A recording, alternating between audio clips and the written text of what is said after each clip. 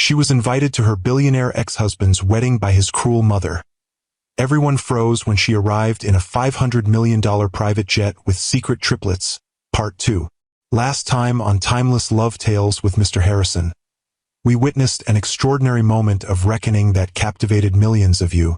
Ava Mitchell, a brilliant businesswoman who rebuilt her life after a devastating betrayal, received an invitation to her ex-husband's wedding, sent by his cruel mother Eleanor with a mocking note. You should see what real class looks like. For years earlier, Eleanor had orchestrated Ava's downfall by slapping her, then pretending to be the victim. Nicholas, blinded by loyalty to his mother, believed the lie and cast Ava aside without question.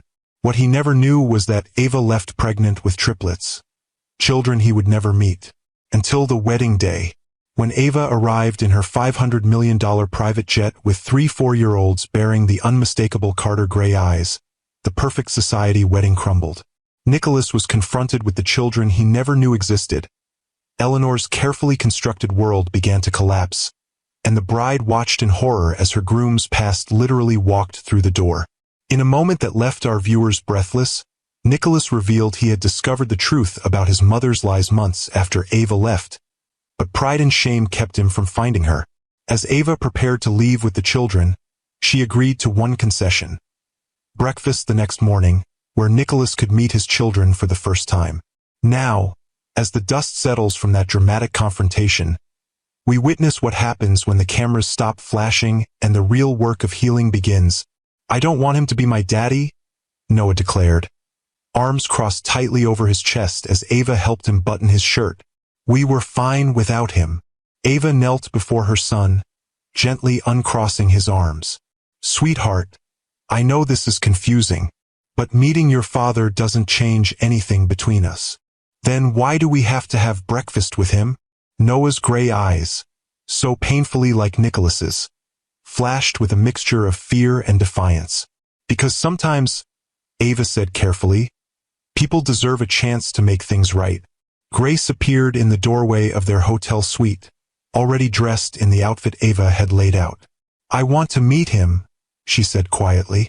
I want to know if he likes strawberries like I do. Ethan, ever the peacemaker, stood beside his sister. Maybe he knows how to build robots, or has a dog. I always wanted a dog. Ava gathered all 3 close, breathing in the scent of their shampoo and childhood innocence. Whatever happens today, remember what I've always told you. What matters most? That we have each other. The triplets recited in unison. Always, Ava affirmed, even as her own heart raced with uncertainty about the meeting ahead. Have you ever had to face someone who broke your trust completely, knowing that your decision would affect not just your life but the lives of innocent children? If you've ever had to put aside your own pain for the sake of others, hit that like button. And if you believe that some bridges, no matter how thoroughly burned, might still be rebuilt with enough courage and time, subscribe to Timeless Love Tales with Mr. Harrison for the conclusion to this powerful story of betrayal, redemption, and the complicated path to forgiveness. I'm Mr. Harrison, and today we continue the remarkable journey of Ava Mitchell, the woman who shocked her billionaire ex-husband's wedding by arriving with the triplets he never knew existed. But what happens after such a dramatic revelation? When the cameras stop flashing and reality sets in, can broken trust ever truly be repaired? The Four Seasons presidential suite felt both too large and too small as Ava checked her appearance one final time. She had deliberately chosen a simple outfit, tailored pants and a silk blouse that spoke of quiet confidence rather than trying to impress. This wasn't about rekindling anything with Nicholas. This was about her children. At precisely 10 o'clock, a knock sounded at the door. Ava took a deep breath, centering herself before opening it to reveal Nicholas Carter standing in the hallway. Gone was the formal tuxedo from yesterday's aborted wedding. Instead, he wore dark jeans and a cashmere sweater that made him look more approachable, more human. You came, she said simply, stepping aside to let him enter. I would have walked through fire to be here, Nicholas replied, his voice low and earnest. He held a large shopping bag in each hand. I wasn't sure what was appropriate. I didn't want to come empty-handed, but I also didn't want to seem like I was trying to buy their affection. Ava's expression softened slightly at his obvious nervousness. This was a side of Nicholas Carter the world never saw, uncertain, vulnerable, afraid of making a mistake. They're children, Nicholas. They'll be excited about presents regardless of what's inside. I tried to be thoughtful, he said, setting the bags down carefully. Where are they? In the living room area. They're nervous too. Ava led him through the suite's entryway. We've talked about you, of course. They know you're their father biologically, but they don't know you as a person yet. Nicholas nodded, absorbing her words. And you? How are you feeling about all this? Ava paused, considering her answer. Cautious, protective, and if I'm being completely honest, still angry. But I'm trying to set that aside for their sake. I understand, Nicholas said quietly. I don't deserve your forgiveness, Ava. I know that. But I'm grateful for this chance with them. When they entered the living room, 3 pairs of eyes immediately locked onto Nicholas. The triplets sat together on the sofa, a united front in the face of this stranger who was somehow part of them. The resemblance that had been striking from a distance was even more pronounced up close. Noah with Nicholas's serious expression and strong jawline, Ethan with his thoughtful gaze, and Grace with the same subtle dimple that appeared when she was thinking deeply. Hello, Nicholas said, his confident CEO voice nowhere to be found. I'm very happy to meet you. Grace was the first to respond, sliding off the sofa and approaching him with curious eyes. Do you like strawberries? She asked without preamble. Nicholas blinked, then smiled. A genuine smile that transformed his face. I do, actually, especially with a little cream. Me too. Grace's face lit up at this small connection. Mommy makes strawberry pancakes on Sundays sometimes. That sounds delicious, Nicholas replied, kneeling to meet her at eye level. I'd love to try them someday. Ethan approached next, studying Nicholas with analytical precision. Do you know how to build things? I'm making a robot for my science project. I studied engineering before I went into business, Nicholas told him. I'd be happy to help with your robot if you'd like. Noah remained on the sofa, watching the interaction with guarded eyes. Nicholas glanced at him, then back to Ava, silently asking for guidance. Noah, Ava said gently, would you like to say hello to your father? No, Noah replied bluntly. I don't need a dad. We were fine without him. Instead of appearing hurt or defensive, Nicholas nodded with understanding. That's fair. You don't know me yet, and I haven't earned a place in your life. I respect your honesty, Noah. Something in Nicholas's response, the lack of adult condescension, the acknowledgement of Noah's feelings as valid, seemed to surprise the boy. He didn't warm immediately, but some of the tension left his small shoulders. I brought some things for you, Nicholas said, retrieving the shopping bags. If you'd like to see them. The gifts revealed a thoughtfulness that surprised even Ava.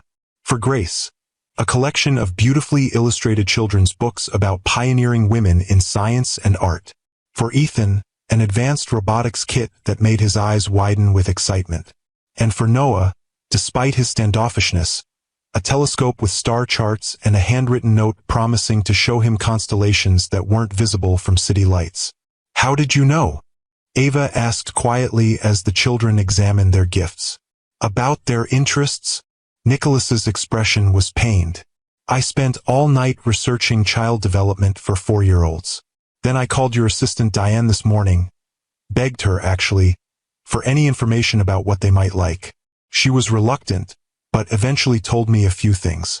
I think she felt sorry for me. The breakfast that followed was awkward at first, but gradually eased into something almost comfortable. Nicholas answered the triplets' questions with patience and honesty, never talking down to them or dismissing their curiosity. He told them about building his first computer at 12, about the treehouse his father had helped him construct before he died, about his dog Max who had been his best friend through a lonely childhood. Where is Max now? Ethan asked, fascinated by stories of the golden retriever who could apparently fetch the newspaper and knew how to open the refrigerator. He lived a long, happy life, Nicholas explained gently. But that was many years ago. Could we get a dog? Ethan turned to Ava, hope shining in his eyes. That's something we'd need to discuss another time, Ava deflected, though she couldn't help noticing how naturally Nicholas had connected with the children in just a short time. It was a side of him she had glimpsed during their marriage. His ability to be fully present when he chose to be, to listen with genuine interest rather than just waiting for his turn to speak. As the meal concluded, Nicholas helped clear the dishes. Another surprise, as the Nicholas she had known had rarely set foot in a kitchen. "Thank you for this," he said quietly when the children were distracted by a cartoon playing on the suite's television. "I know it couldn't have been an easy decision." "It wasn't," Ava confirmed. "But they deserve to know you, regardless of our past." Nicholas hesitated, then asked the question that had clearly been weighing on him. "What happens now? I don't want to overstep, but I also don't want to disappear from their lives again." Ava considered her response carefully. "We live in San Francisco. You're here in New York. That's not going to change overnight." "I could visit," Nicholas suggested immediately. "Regularly. And when they're comfortable, perhaps they could visit me sometimes. I have plenty of room, and I could make sure it's child-friendly." "One step at a time," Ava cautioned. "They've just met you. Let's not rush into overnight visits." Nicholas nodded, accepting her boundaries. "Whatever you think is best. I'll follow your lead on this, Ava. I know I have no right to make demands." Before she could respond, her phone chimed with an incoming call. Glancing at the screen, Ava frowned. "It's Marcus. I should take this. He wouldn't call on a Sunday unless it was important." Stepping away, she answered the call, her expression growing increasingly concerned as she listened. "When did this happen? Are you sure?" "Yes, I understand. I'll handle it." When she returned, Nicholas immediately sensed her distress. "What's wrong?" "Someone leaked photos from the wedding yesterday," Ava explained, her voice tight. "They're all over social media and the business news sites. Tech CEO's secret family crashes billion-dollar wedding. Our stock is already responding to the speculation." Nicholas's expression darkened. "I'm sorry. This is my fault." "It's no one's fault," Ava sighed. "It was inevitable once we showed up at such a high-profile event. I just need to get back to San Francisco and handle the fallout before the markets open tomorrow." "Let me help," Nicholas offered immediately. "I can issue a joint statement, take responsibility for the situation. Make it clear that this was my failing, not yours." Ava studied him, weighing his offer against her instinct to handle crises independently, as she had done for 4 years. "A joint statement might actually help," she conceded finally. "But I need to get the children home and meet with my executive team." "Use my jet," Nicholas suggested. "It's fueled and ready at Teterboro. You can be back in San Francisco in 5 hours." "We have our own transportation," Ava reminded him, a hint of her hard-won pride surfacing. Nicholas smiled slightly. "Of course you do. The Horizon one. I should have remembered that Ava Mitchell doesn't need rescuing." Something in his tone, admiration rather than condescension, made Ava soften slightly. "Thank you for the offer, though, and for understanding about cutting this short." As Ava gathered the children and their belongings, Nicholas knelt to say goodbye to each of them. "I hope I can see you again soon," he told them. "Maybe next time I can show you some of my favorite places in New York. Can you come see my robot when it's finished?" Ethan asked eagerly. "I'd be honored," Nicholas assured him. Grace hugged him spontaneously, her small arms wrapping around his neck. "Thank you for my books. I like the one about the lady astronaut best." "You're very welcome," Nicholas replied, his voice thick with emotion as he carefully returned her embrace. Noah hung back, still wary, but offered a small concession. "The telescope is cool. Thanks." "You're welcome, Noah," Nicholas said, respecting the boy's boundaries by not attempting physical contact. "Maybe someday we could look at the stars together." As they prepared to leave, Nicholas handed Ava a business card. "My personal number is on the back. Not my assistant, not my office. Me. Anytime, day or night." Ava tucked the card into her purse with a nod. I'll be in touch once we're settled back home and I've had time to think about next steps. That's all I can ask for, Nicholas said. At the door, he paused. Ava, for what it's worth, seeing what you've built, both with Horizon and with our children, it's extraordinary. You're extraordinary. The compliment, delivered with simple sincerity, caught her off guard. Goodbye, Nicholas, she said, unable to formulate a proper response to praise from the man who had once broken her heart so completely. As the door closed behind them, Nicholas stood alone in the suite that still held traces of his children's presence. A half-eaten piece of toast, a crayon that had rolled under the table, the faint scent of the shampoo Ava used on their hair. For years of absence condensed into a 2-hour breakfast that had simultaneously changed everything and solved nothing. His phone buzzed insistently in his pocket. 27 missed calls from his mother. 15 from Vanessa. Dozens from board members, business associates, and the wedding planner still dealing with the chaos he had left behind. The real world demanding his attention. But for the first time in his adult life, Nicholas Carter had absolute clarity about his priorities. He had children, 3 remarkable, beautiful children who shared his blood and Ava's spirit. Everything else, his mother's manipulation, Vanessa's wounded pride, the business implications, the social fallout, was secondary. With newfound purpose, he began making calls of his own. If you've ever had to rebuild trust that was completely shattered, hit that like button. And if you believe that sometimes the most important journeys begin with a simple breakfast and honest conversation, subscribe to Timeless Love Tales with Mr. Harrison. The path to redemption is never straight or simple, and what Nicholas does next will test not only his resolve but Ava's capacity for forgiveness in ways neither of them could have imagined. The media storm hit with full force by the time Ava and the triplets landed in San Francisco. Paparazzi swarmed the private airfield, forcing Ava's security team to form a protective barrier around the children as they made their way to the waiting car. Mommy, why are all those people taking pictures? Grace asked, clinging tightly to Ava's hand. They're just curious about us, Ava explained gently, shielding her daughter's face from the flashing cameras. But we don't have to talk to them. At Horizon headquarters, Marcus had assembled the executive team for an emergency meeting. The company's stock had dropped 8% in pre-market trading, and investors were demanding answers about how Ava's personal life might affect the company's stability. The board is concerned, Marcus informed her as they walked briskly toward the conference room. Not about the children themselves, but about the Carter connection. There are questions about potential conflicts of interest, about whether this might lead to a hostile takeover attempt. Ava's expression hardened. Horizon is my company. I built it from nothing while raising 3 children alone. If the board thinks I would ever compromise that, they don't know me at all. The meeting was tense but productive. Ava addressed each concern directly, her composure never wavering despite the personal nature of the crisis. By the end, she had authorized a press release confirming that she had 3 children with Nicholas Carter, that the relationship had ended before she knew about the pregnancy, and that both parents were now committed to co-parenting amicably. What about Carter Enterprises? One board member asked. They're our competitor in several markets. This creates complications.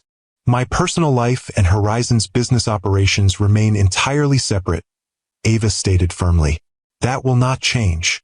If anything, this situation reinforces the importance of our independence and continued innovation. As the meeting concluded, her phone buzzed with a text from Nicholas. Joint statement released as discussed. Taking full responsibility for past mistakes. Hope it helps. How are the children? Before she could respond, another message appeared. Also, I've scheduled a press conference for tomorrow morning to address questions directly and keep the focus off you and the children. Let me know if there's anything specific you want me to say or avoid. Ava felt a surprising wave of gratitude. Nicholas was doing exactly what he had promised, taking responsibility and trying to protect them from the media frenzy. It was more consideration than she had expected. Children are fine but tired, she texted back. Thank you for the statement and press conference. Just keep the focus on the past mistakes rather than future plans. We're still figuring those out. His response came immediately. Understood. taking it one day at a time. That evening, as Ava tucked the exhausted triplets into bed, Noah finally asked the question she had been expecting. Are we going to have to see him a lot now? Ava sat on the edge of his bed, choosing her words carefully. Your father wants to be part of your lives, but we'll take it slowly, and no one will force you to do anything you're not comfortable with. I don't want things to change, Noah insisted, his small face serious in the glow of his nightlight.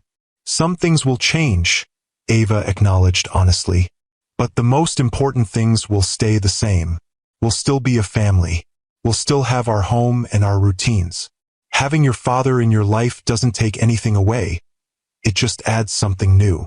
Noah considered this, his expression thoughtful beyond his years. Did you love him before? The question caught Ava off guard. Yes, she admitted softly. I loved him very much once. But he hurt you, Noah stated rather than asked. Even at 4, he was perceptive enough to have pieced this together. Yes, he did. Ava stroked her son's hair gently. But sometimes people make mistakes, even big ones. What matters is whether they learn from them and try to do better. Is he trying to do better? Noah's gray eyes, so like Nicholas's, searched her face for the truth. Ava hesitated, then nodded.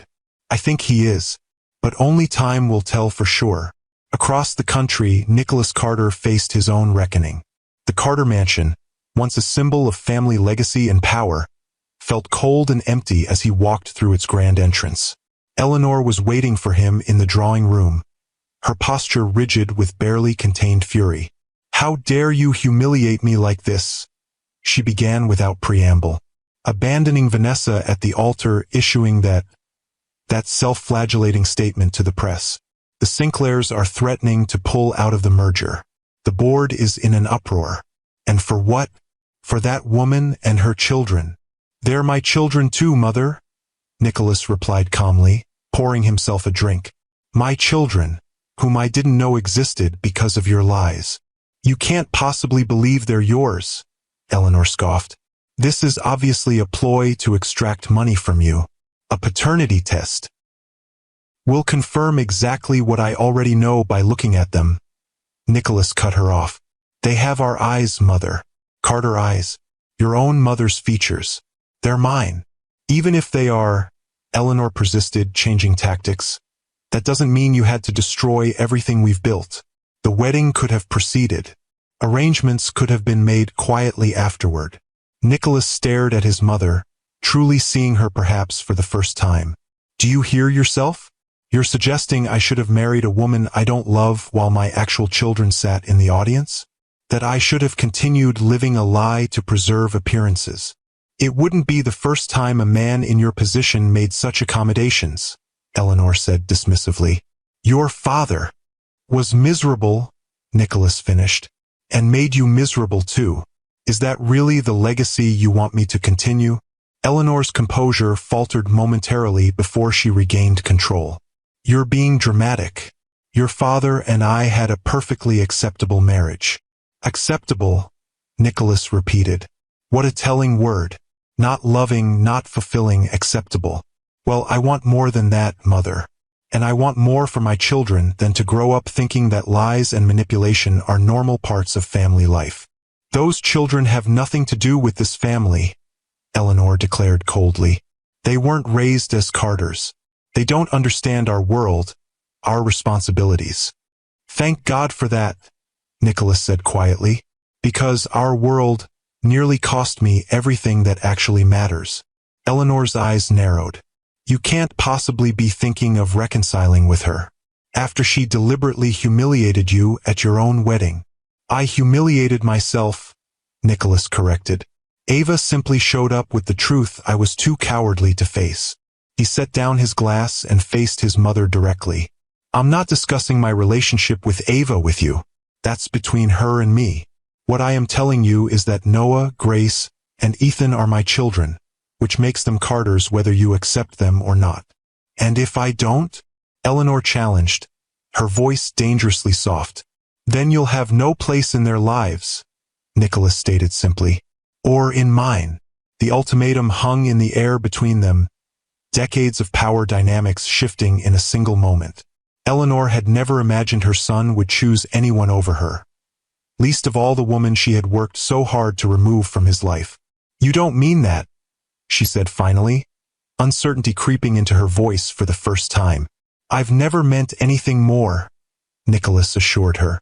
"I've spent my entire adult life seeking your approval, making decisions based on what you thought was best. That ends today." As he turned to leave, Eleanor called after him, her voice suddenly vulnerable. "Nicholas, please. They're strangers to you.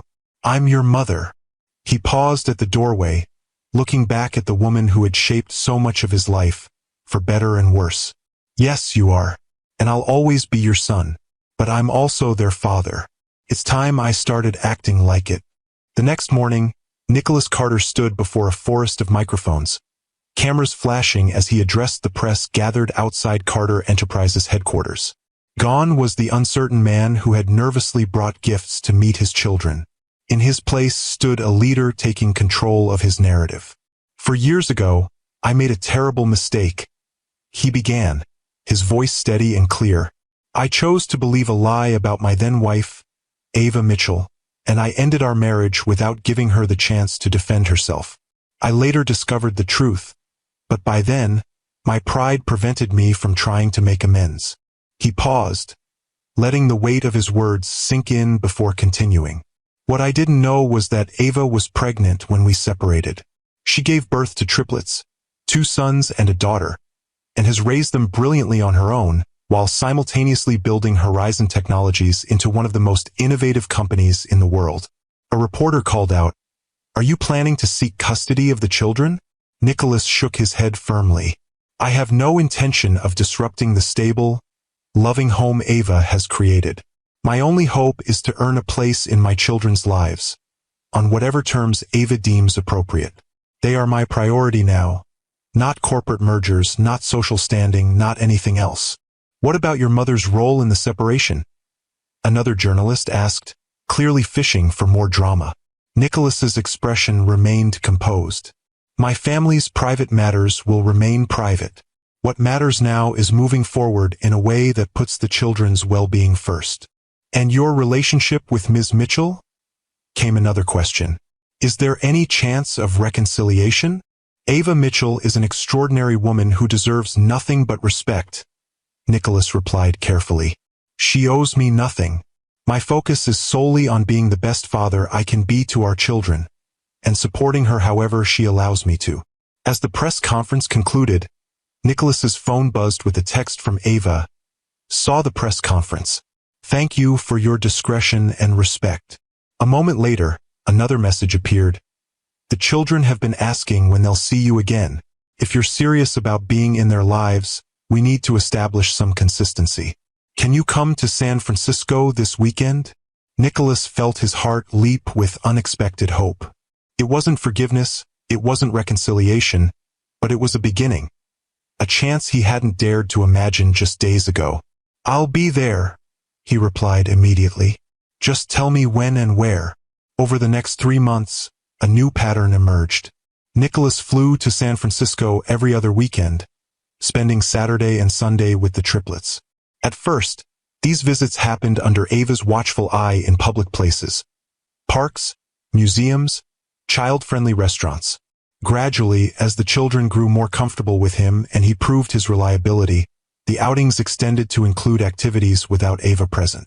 Noah remained the most cautious of the 3, but even he began to warm to Nicholas after discovering their shared interest in astronomy.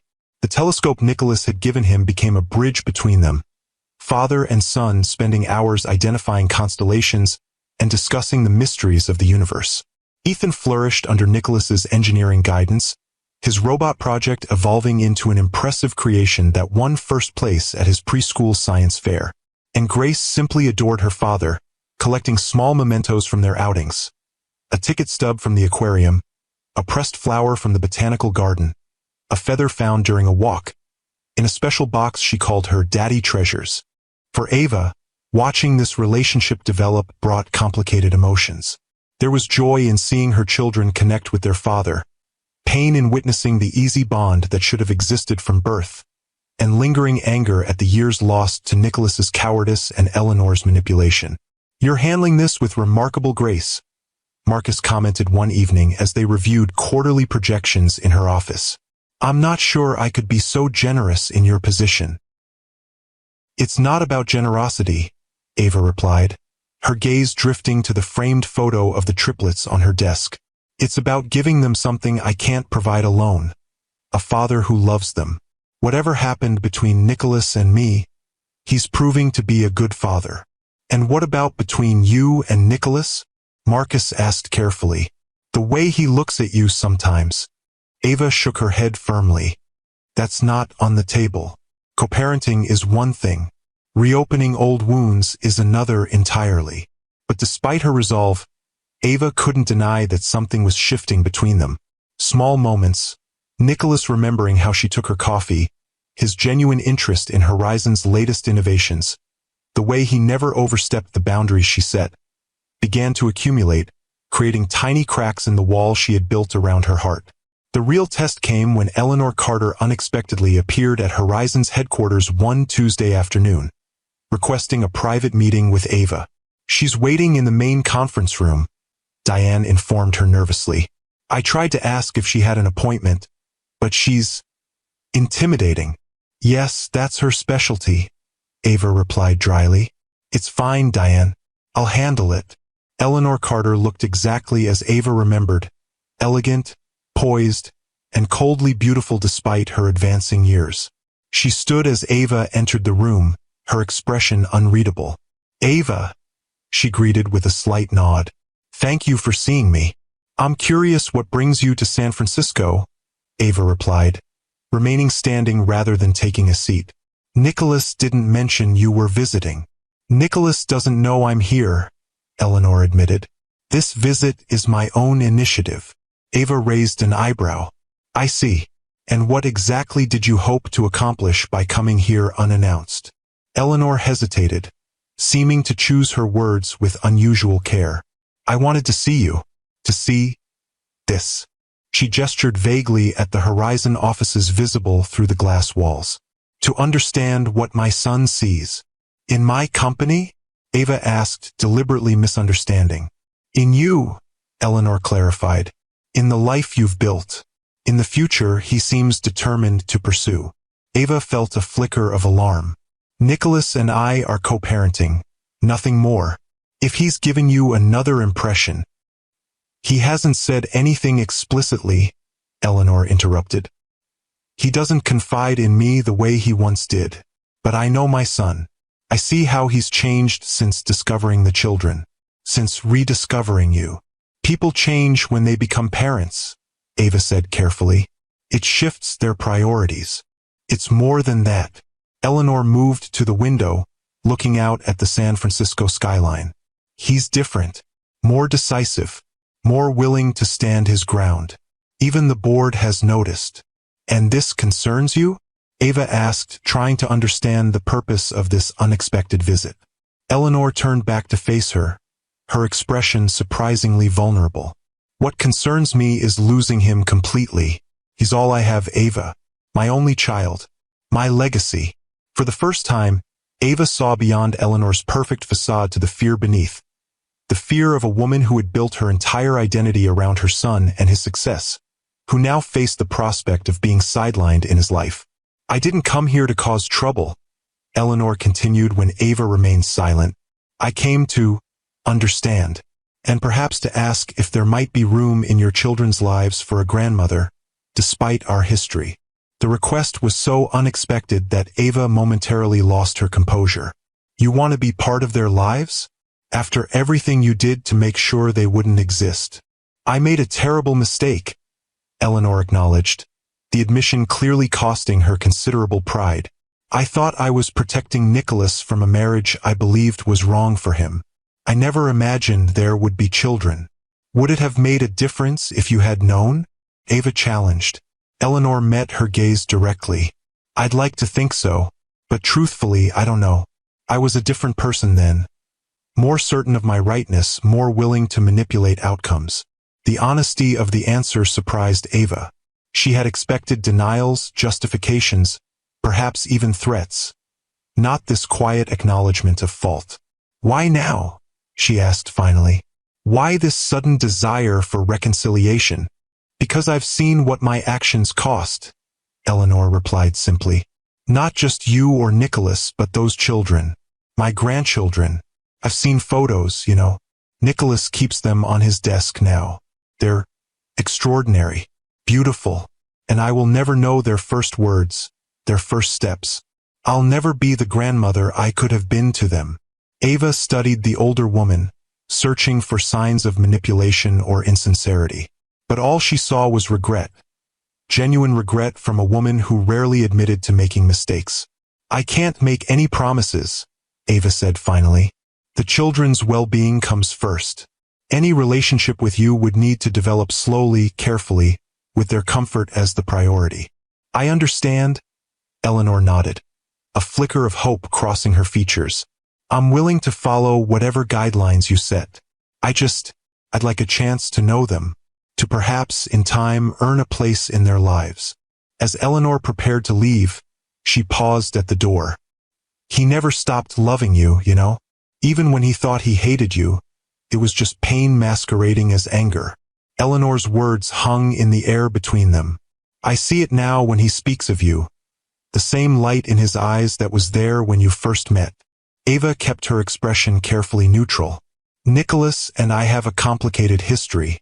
What matters now is our ability to co-parent effectively." "Of course," Eleanor replied, a knowing look in her eyes that suggested she wasn't convinced by Ava's professional tone.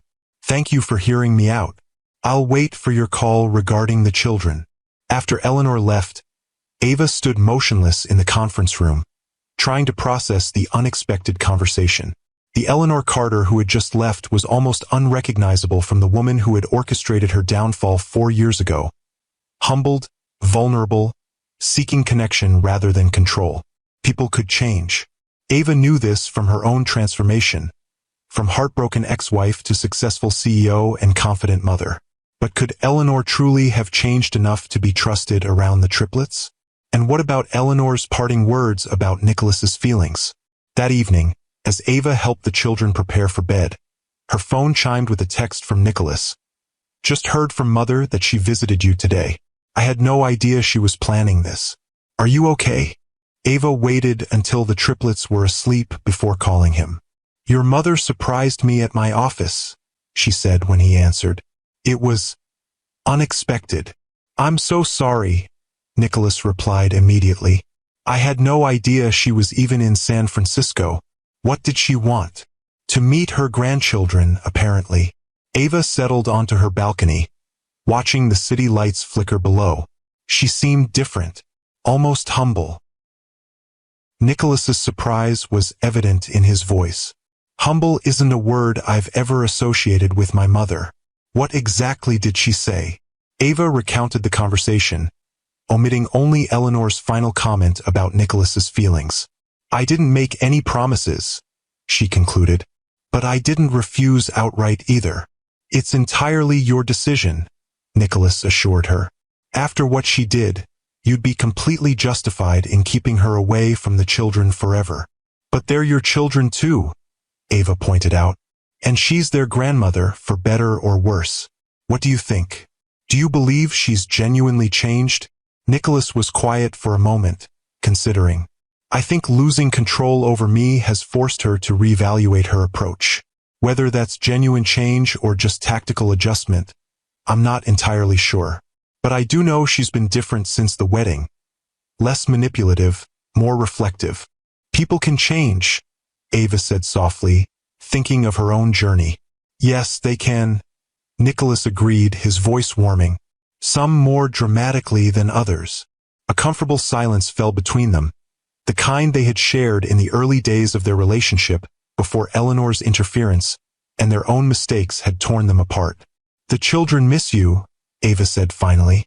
"Ethan keeps talking about the model rocket you promised to help him build next weekend." "I miss them too," Nicholas admitted. "More than I ever thought possible. It's strange how quickly they've become the center of my world." "That's parenthood for you," Ava replied with a small smile. It rewrites your priorities overnight. Not just parenthood, Nicholas said quietly. Being around you again. It's made me realize how much I lost when I let you go. Not just as the mother of my children, but as the person who always saw me clearly, who challenged me to be better than I was. Ava felt her heart rate quicken at his words. Nicholas, I'm not asking for anything, he interrupted gently. I know I haven't earned that right.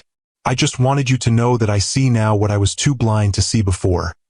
How extraordinary you are, and how fortunate I am that you're allowing me any place in your life at all. After they hung up, Ava remained on the balcony, her thoughts swirling with the day's revelations. Eleanor seeking reconciliation. Nicholas acknowledging deeper feelings. The careful boundaries she had established beginning to blur at the edges. The next morning brought another surprise. A delivery arrived at Ava's home. Not flowers or jewelry or any of the extravagant gifts Nicholas might have sent during their marriage. Instead, it was a simple wooden box, beautifully crafted but understated. Inside was a collection of small items. A ticket stub from their first date to a tech conference, a pebble from the beach where he had proposed, a pressed flower from their wedding centerpiece, and other mementos from their shared past. A note accompanied the box. I found these while clearing out my old office. They reminded me of a time when I was truly happy, even if I didn't fully appreciate it then. No pressure, no expectations, just returning pieces of our history that belong to you as much as to me. Nicholas, the gesture touched Ava deeply. It wasn't a grand romantic overture or an attempt to buy her affection. It was simply an acknowledgement of their shared past, the good parts that had existed alongside the pain. That weekend, when Nicholas arrived for his regular visit with the children, something subtle had shifted between them. Their usual polite distance gave way to moments of genuine connection.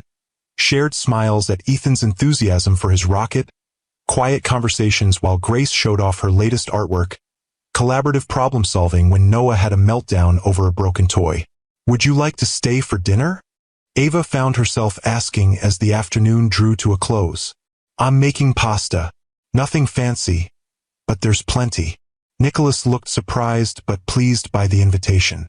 I'd like that very much. Thank you. Dinner was surprisingly comfortable. The five of them around Ava's kitchen table, the children chattering about their day, Nicholas and Ava exchanging amused glances over their antics.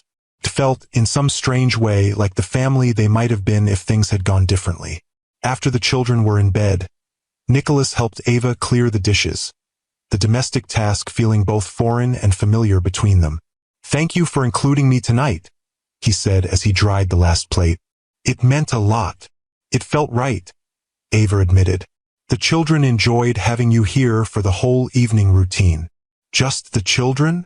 Nicholas asked, his tone light but his eyes serious as they met hers. Ava hesitated, then decided on honesty. No, not just the children. I enjoyed it too. Nicholas set down the dish towel, turning to face her fully.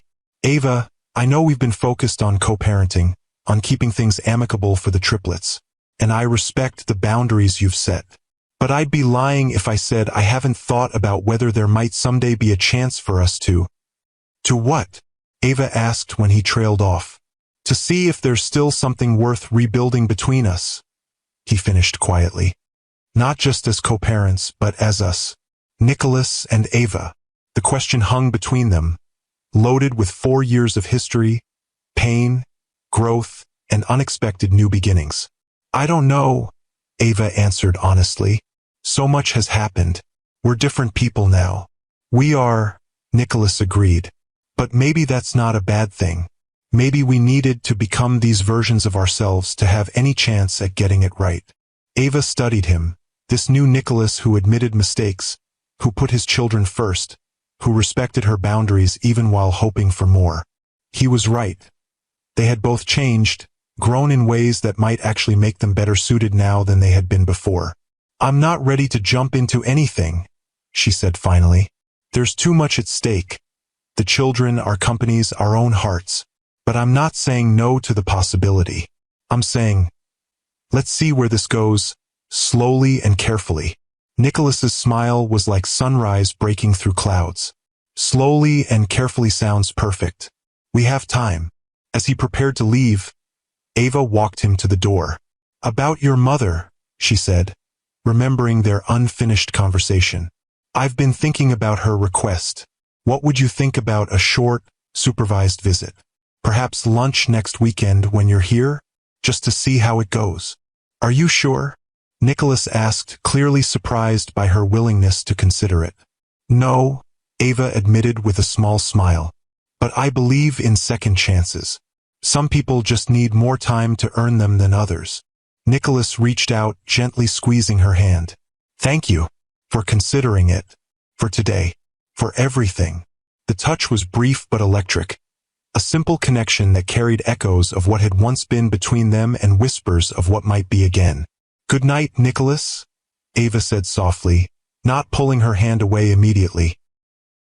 Good night, Ava, he replied, his eyes holding hers for a moment longer than necessary before he finally turned to go. As she closed the door behind him, Ava leaned against it, her mind replaying the evening.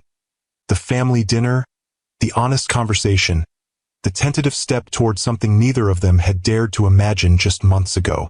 For years earlier, she had walked away from Nicholas Carter with nothing but her pride and the unknown lives growing inside her. She had rebuilt herself from that broken place, creating a company and raising children who were her greatest joy and achievement. She didn't need Nicholas to complete her life. She had made it whole on her own terms. But perhaps there was room for something new now. Not a return to what was, but a careful exploration of what might be. Two people who had hurt each other deeply, who had grown from that pain, finding their way back to each other not through obligation or convenience, but through genuine choice. The following Saturday, Eleanor Carter sat nervously in Ava's living room, watching as Nicholas helped the triplets build an elaborate fort out of couch cushions and blankets. She looked smaller somehow, less imposing than the woman who had once ruled the Carter mansion with an iron will disguised as social grace. They're remarkable, Eleanor said quietly to Ava. So bright, so full of personality already. They are, Ava agreed, watching as Grace directed her brothers on the proper architectural principles of fort construction, her little face serious with concentration. You've done an extraordinary job with them, Eleanor continued, genuine admiration in her voice. Far better than I did with Nicholas, I'm afraid. The admission surprised Ava. What do you mean? Eleanor sighed, her gaze still on the children. I raised Nicholas to be a Carter first and a person second. Legacy, reputation, appearances, those were the values I instilled. But watching him with them, she gestured toward Nicholas, who was now crawling into the fort at Ethan's insistent tugging. He's more present, more genuine with them than I ever allowed him to be with me. It's not too late, Ava found herself saying, to build a different kind of relationship with him, with all of them. Eleanor turned to her, eyes bright with unshed tears. Do you really believe that? After everything I did? Ava considered the question seriously. I believe people can change when they truly want to. The question is whether you're willing to do the work, to earn trust rather than demand it, to listen rather than dictate, to accept these children exactly as they are rather than trying to mold them into your idea of what Carters should be. I'd like to try, Eleanor said softly, if you'll allow me the chance. Before Ava could respond, Noah approached them cautiously. He had been watching his grandmother from a distance all afternoon, assessing this new person with the wariness that was so characteristic of him. Are you really our grandmother? He asked Eleanor directly, his gray eyes, so like Nicholas's, so like Eleanor's own mother's, studying her intently. Eleanor nodded, careful to keep her tone gentle rather than commanding. Yes, I am. My name is Eleanor. Why haven't we met you before? Noah pressed, always the one to ask the difficult questions. Eleanor glanced at Ava, silently seeking guidance on how to answer. Ava gave a small nod, encouraging honesty within appropriate boundaries. Because I made mistakes, Eleanor told him simply. I wasn't very kind to your mother a long time ago, and it took me too long to realize that was wrong. Noah considered his expression serious. My mom says when you make a mistake, you have to say sorry and try to do better. "Your mother is very wise," Eleanor replied, a hint of a smile touching her lips. "I am sorry, and I am trying to do better." Noah studied her for another long moment, then delivered his verdict. "Okay, do you want to see our fort? I made the entrance." It was a small moment, a tentative beginning rather than a dramatic reconciliation. But as Eleanor carefully followed Noah to the cushion fort, accepting Grace's detailed instructions on the proper way to enter and Ethan's excited explanation of how they'd used physics principles to support the roof, Ava saw something she had never expected. The formidable Eleanor Carter humbling herself to enter a child's world on the child's terms. Nicholas caught Ava's eye across the room, his expression a mixture of amazement and gratitude. In that shared glance was an acknowledgement of how far they had all come, from betrayal and bitterness to this tentative new beginning. Later, after Eleanor had left and the children were in bed, Nicholas and Ava sat on her balcony.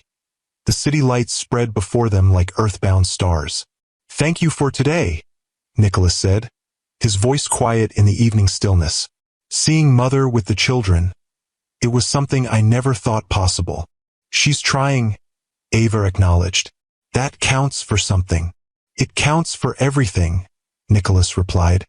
"Trying is where healing begins." Ava turned to look at him, this man who had once broken her heart so completely and was now carefully, patiently showing her who he had become.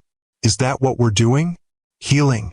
Nicholas reached across the space between them, his hand finding hers in a gentle touch that asked for nothing but offered everything. "I hope so," he said simply. "I hope we're healing the past and maybe, if we're very fortunate, building something new. Something stronger because of what we've learned, not in spite of it." Ava didn't pull her hand away. Instead, she turned it slightly, allowing their fingers to intertwine. A small gesture that spoke volumes about possibility and second chances. "Slowly and carefully," she reminded him, but there was warmth in her voice now, and perhaps the faintest hint of hope. "Always," Nicholas promised, his eyes holding hers in the gentle darkness. "We have all the time in the world." And in that moment, with their children sleeping peacefully inside and the future stretching before them full of possibility, Ava Mitchell allowed herself to believe that perhaps some bridges, no matter how thoroughly burned, could indeed be rebuilt, stronger and more beautiful than before. If the story touched your heart, please hit that like button and subscribe to Timeless Love Tales with Mr. Harrison. I'd love to hear your thoughts in the comments below. Have you ever witnessed the power of second chances in your own life? Have you seen how time and growth can transform even the most broken relationships into something new and beautiful? Remember that sometimes the most powerful journeys aren't about finding new love, but about rediscovering what was always there beneath the pain. The connection that never truly died, just waited patiently for hearts to heal and wisdom to grow. Until next time, this is Mr. Harrison, reminding you that in life's most difficult chapters, we often find the courage to write our most beautiful endings.